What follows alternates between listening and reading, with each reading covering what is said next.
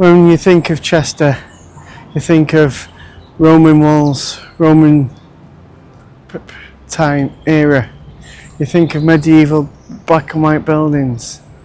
But today I'm going to give you some more tales from Chester of mysterious lights, of mysterious grey figures and more.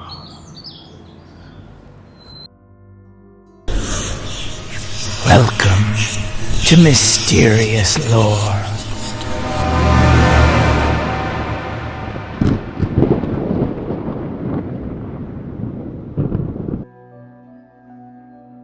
The demon dog of the walls.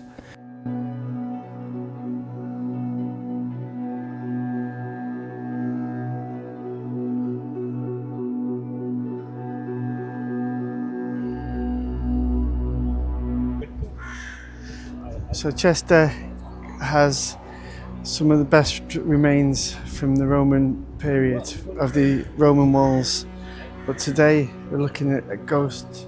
There's not a Roman, it's at that of a dog. Back in the 1880s there was a report in the Cheshire Observer of a ghost of a dog seen walking from Northgate, which is where we are now, to King Charles Tower.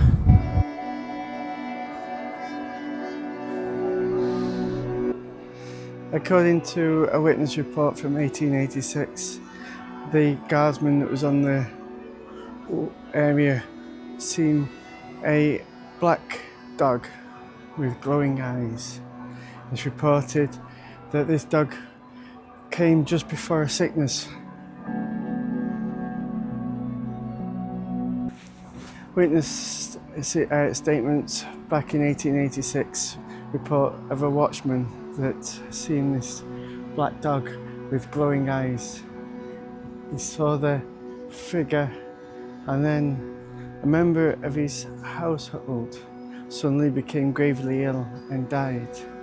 Another report in 1892 of a dockman who seen the shape of the dog with the glowing eyes, and someone close to him died in an accident not long after.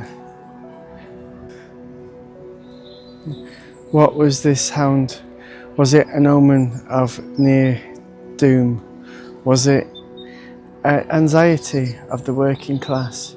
Or was it some other paranormal entity? Whatever it was, in 1880 and 1890s and even beyond, there's been plenty of sightings and newspaper reports of the hound on the walls.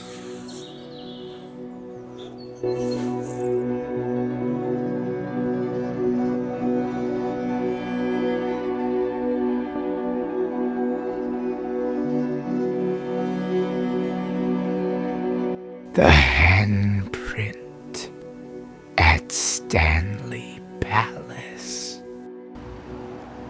Stanley Palace, built in 1591, has a couple of stories. The one we're here for today is the mysterious handprint burnt into the wood. Back in the 16th century there was an argument between two of the Stanley family members. This argument resulted in a fierce fight, and a mysterious handprint was etched into the wood inside the building. This was detailed in a letter written in complaint to the landlord of damage to the building. It's a mystery, as it's not really a folklore tale as such that was written and passed down. This was written and told by the people who made the complaint. Local folklore told that it was a spirit angry at the way that it had been betrayed by the family that it was around. Others suggested it was a disgruntled servant, unhappy about how that he had been treated in the aftermath of the argument. The cry beneath the rose.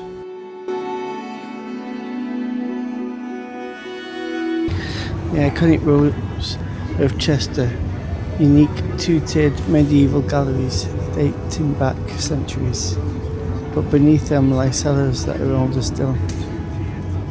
In an 1821 article from a now defunct local paper, shopkeepers reported hearing crying beneath the stone vaults after closing. The sound, described as a child's voice, reportedly echoed upwards through the floorboards. One shop owner claimed to have discovered an old bricked up alcove during renovations. Within it, nothing but damp earth and fragments of pottery. Some speculated the crying related to medieval child burials, though no skeletal remains were ever formally recorded.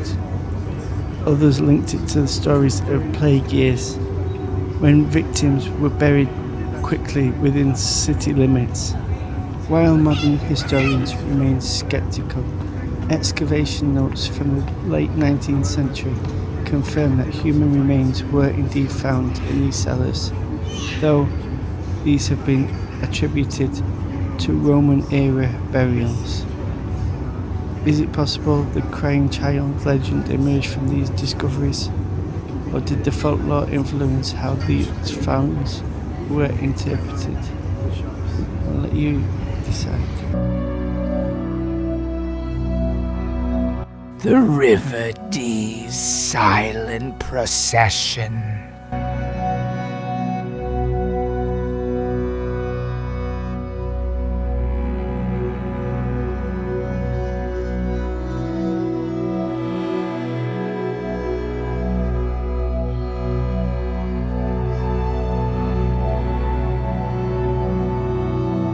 The River Dee has long held legends and folklore tales.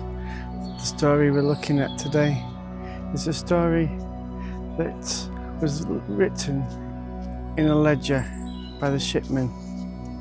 This story tells of a ghostly figure, or a group of ghostly figures, walking along the river at dusk.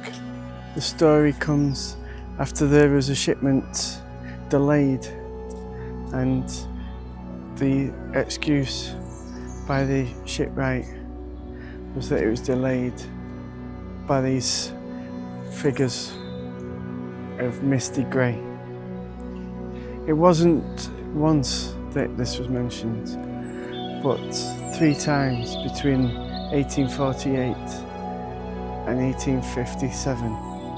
What was the ghosts? People think it could have been Roman soldiers crossing an old bridge. Others think it's a foretelling of an accident due to happen, considering one of these such occurrences. A week later, a ferry boat sank, killing many on the ship. What was the story? No one will know for sure. It wasn't a ship, it was a boat, but you know.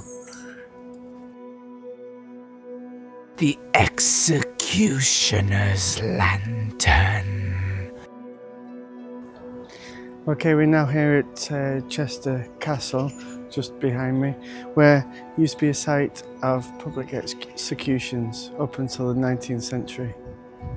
In the mid-18th century, there was a sighting just before an execution, where reports by a constable, when written, said that the light shot up and was moving against the wind. The lantern, as locals call it, the executioner's lantern, is thought by scientists to be some sort of marsh light or something like that.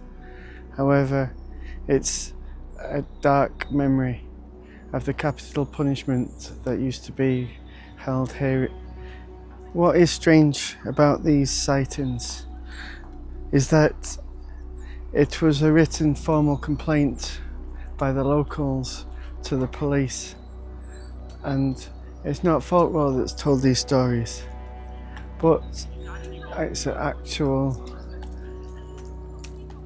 legal document that's brought these to light. Thanks for watching these stories today.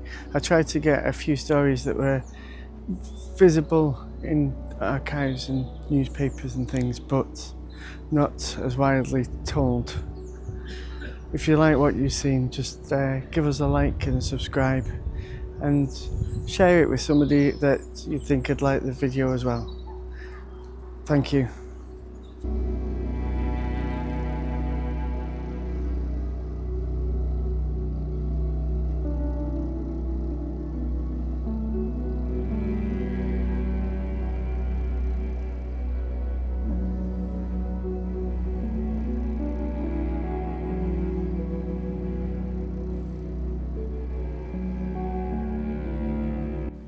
Thank you for watching this video. If you like what you've seen, give us a thumbs up and consider subscribing.